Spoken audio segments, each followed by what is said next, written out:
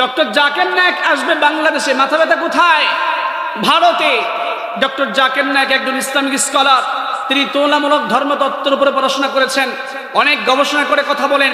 তার লেকচার শুনে বিভিন্ন পণ্ডিত, বিভিন্ন খ্রিস্টানদের ধর্মগুরু অনেকে ইসলাম গ্রহণ করে মুসলমান হয়ে গেছে, সুবহানাল্লাহ।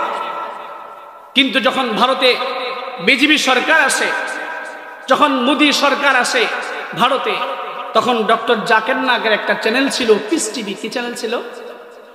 পিস টিভি ছিল। এই পিস টিভি বন্ধ করে দেয়।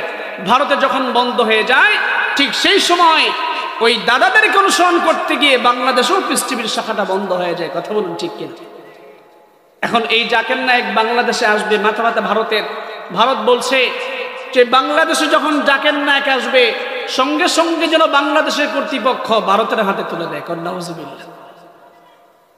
তারা বলছে যে doctor Zakir Naik wanted person, এর বিরুদ্ধে মামলা আছে, একে পুলিশ খুঁজছে। যাকে পুলিশ খুঁজছে তাকে বলে ওয়ান্টেড পারসন।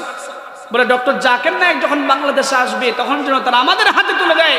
এবারে বলুন, বাংলাদেশে হাজার হাজার ছাত্রকে হত্যা করে, গুম খুন করে আমাদের অনেক নেতারা ভারতে পালায় আছে, অথচ তাদেরকে রাষ্ট্রীয় সম্মাননা দিয়েছে। কথা বলুন ঠিক কিনা?